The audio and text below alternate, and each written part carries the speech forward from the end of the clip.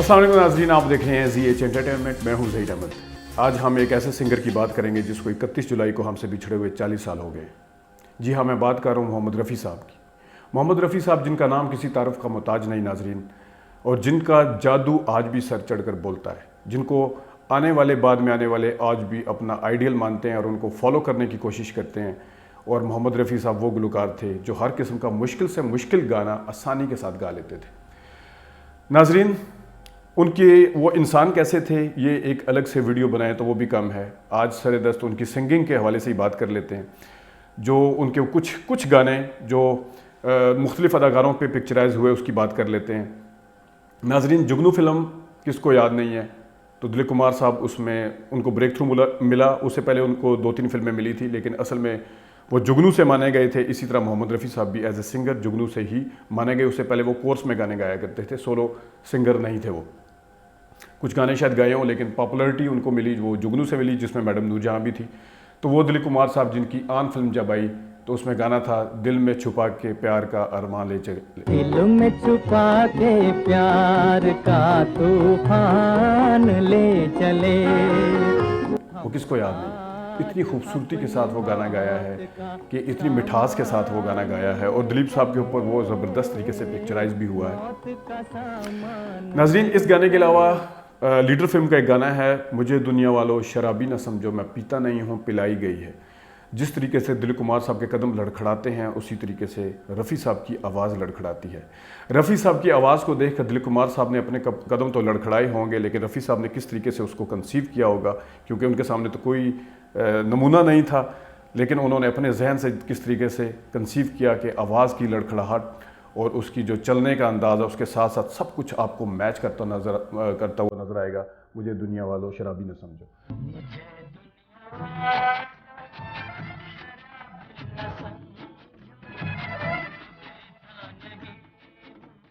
नाज़रीन, दिलीप कुमार साहब के बाद देवानंद। दिलीप कुमार साहब के बहुत गाने हैं, हम एक एक दो बताएंगे, वीडियो लंबी ना हो जाए। देवानंद साहब हैं। देवानंद साहब की गाइड फिल्म थी, जो कि एक नाम है जिसका इंडिया में। उसमें एक गाना था, क्या से क्या हो गया तेरे प्यार में। क्या से क्या हो गया तेरे प्यार में। बहुत ही ज़बरदस्त गाना था। उसमें देवानंद साहब के हिसाब से वो जिस तरीके से चलते हुए जा रहे थे, जितना उसका उस गाने का मूड है, या उस फिल्म का जब क्लाइमैक्स आता है, उसमें उस गाने को जितने अच्छे तरीके से रफ़ी साहब ने गाया, वो भी अपनी मिसाल आप है इस गाने में। क्या से क्या हो गया बेवफा तेरे प्यार में। देवानंद साहब का वैसे तो गाना मुझे एक बहुत पसंद है, हम दोनों फिल्म का है, मैं ज़िंदगी का साथ निभाता चला गया। इतना कमाल गाना है, इतना कमाल गाना है। ये वो कुछ गाने हैं, मैं ज़िंदगी का साथ भी उनमें से है जो रफ़ी साहब के आम लोगों ने नहीं सुने हुए, या जिसके बारे में इतना ज़्यादा लोगों को पता नहीं है।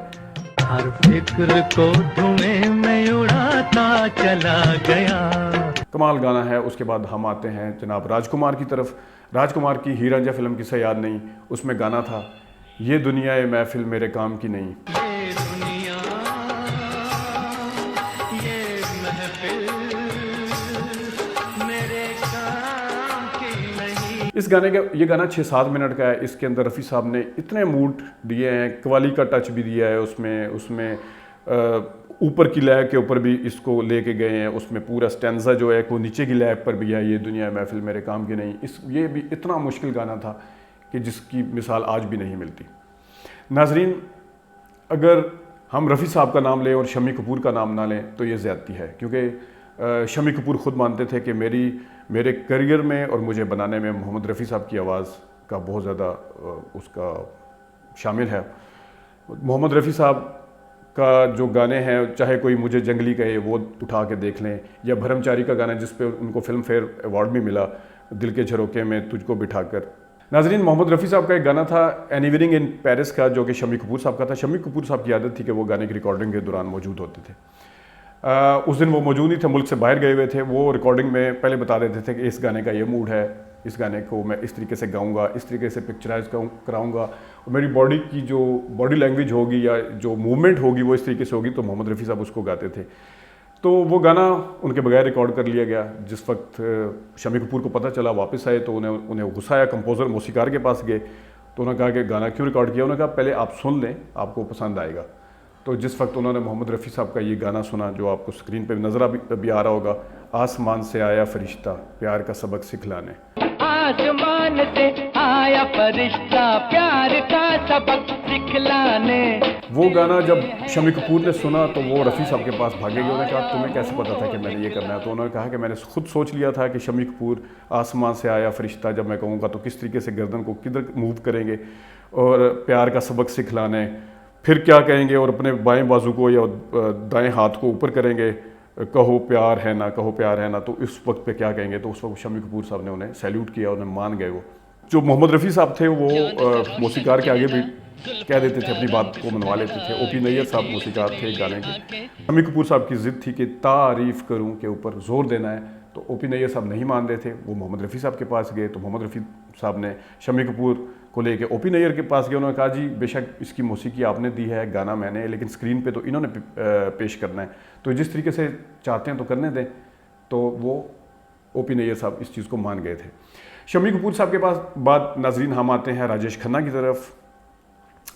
राजेश खन्ना की गुलाबी आंखें जो तेरी देखी, गुलाबी आंखें जो तेरी देखी, शराबी ये दिल हो गया, संभालो। कितना ज़बरदस्त, इतने मूड के साथ, इतने अच्छे मूड के साथ गाया कि इंसान की अकल दंग रह जाती है। और इसी राजेश खन्ना के ऊपर जो राज फिल्म का गाना है कि अकेले हैं चले आओ कहाँ हो, वो गाना भी कमाल गाना है। उसमें भी आपको एक अलग सी टच नज़र आएगी और एक उनका फ़न जो है वो अपने उरूज पे नज़र आएगा मोहम्मद रफ़ी साहब का। इसी तरह राजेश खन्ना के बाद अगर आप मनोज कुमार को ले लें, मनोज कुमार ने तो वैसे भरी दुनिया में आखिर दिल को लगाने कहाँ जाएं, रहा गर्दिशों में हरदम मेरे इश्क का सितारा, लेकिन यहाँ पे एक गाना आपको नाज़रीन वो है नसीब में जिसके जो लिखा था। इसके हवाले से भी बहुत कम लोगों को, जो मोहम्मद रफ़ी साहब को रेगुलर सुनते हैं उनको तो पता होगा, लेकिन जो मोहम्मद रफ़ी साहब के जिन्होंने सिर्फ एक मशहूर या पॉपुलर गाने सुने हुए हैं उनको नहीं पता होगा। नसीब में जिसके जो लिखा था वो तेरी महफिल में काम आया। नसीब में जिसके जो लिखा था वो तेरी महफिल में काम आया। इतना अच्छा शानदार तरीके से गाया। पहला स्टैंजा इसका किसी और तरीके से है, जब दूसरा बदल गई तेरी मंजिलें क्यों, उसमें वो थोड़े से अपने आवाज़ को यानी कि अपने जो स्टाइल है गाने का उसको भी उससे थोड़ा सा बाहर निकलते हैं, लेकिन वो बड़ी खूबसूरती के साथ फिर ये दुनिया महफिल की तरह ही इस गाने को फिर वापस लेकर के आते हैं। नाजरीन शशि कपूर साहब जो थे उनके ऊपर भी बेतहाशा गाने पिक्चराइज, आपको याद होगा ज़ीरो फिल्म का जो प्रमोशनल था, तोबा तोबा इस दीवाने दिल ने क्या जादू चलाया, शाहरुख खान के ऊपर था। वैसे तो शाहरुख खान के ऊपर भी शूट कर गई थी मोहम्मद रफ़ी साहब की आवाज़, लेकिन ये असल में गाना शशि कपूर के ऊपर पिक्चराइज हुआ हुआ है।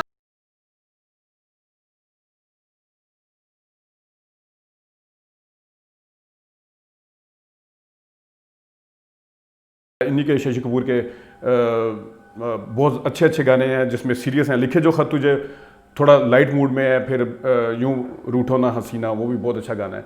इसी तरह बेताशा गाने हैं। नाजरीन अमिताभ बच्चन, जी हाँ, अमिताभ बच्चन के लिए भी जो किशोर कुमार साहब के अलावा शायद गाने लोग सोच भी नहीं सकते थे कि इनकी आवाज़ सूट करेगी, इन पे किसी और की आवाज़ भी सूट करेगी, लेकिन इसमें मोहम्मद रफ़ी साहब के ऊपर जब गाना पिक्चराइज हुआ तो वो भी सब ने देखा। मेरे दोस्त किस्सा ये क्या हो गया, दोस्ताना फिल्म का गाना है। मेरे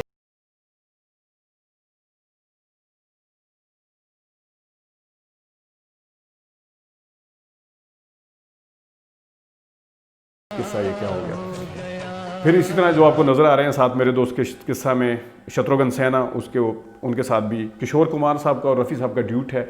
उसमें जो किशोर कुमार की आवाज़ अमिताभ बच्चन के लिए है, लेकिन शत्रुघ्न सिन्हा की सलामत रहे दोस्ताना हमारा, बने चाहे दुश्मन ज़माना हमारा।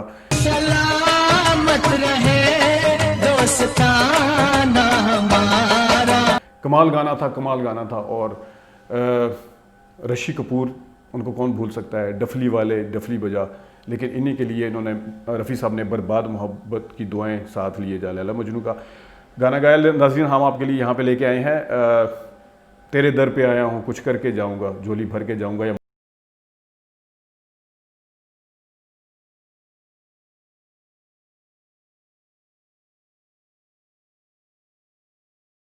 दस गाना मेरे ख्याल में अपना जो संजीदगी का एक जो अरूज है वो भी आपको देखने को मिलता है।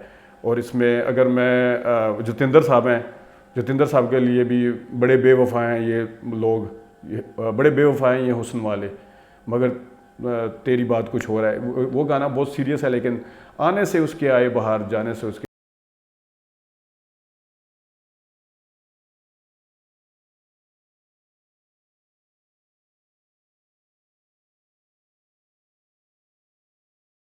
ये किसे याद नहीं नाजरीन। नाजरीन वैसे तो राइवलरी जो थी प्रोफेशनल वो किशोर कुमार साहब के साथ थी। इनका एक मसला हल किया था मोहम्मद रफ़ी साहब ने। मोहम्मद रफ़ी साहब की किशोर कुमार साहब की वजह से, हालांकि उन्हें गाने भी मिलने कम हो गए थे। लता साहब के साथ भी लता साहिबा के साथ भी मोहम्मद रफ़ी का एक इशू हुआ था। वो कैसे इंसान थे, दूसरे लोग उनके बारे में क्या कहते थे, दूसरे अदाकार उनके बारे में क्या कहते थे, उसके लिए अलग वीडियो नाजरीन आपके लिए लेके आएंगे।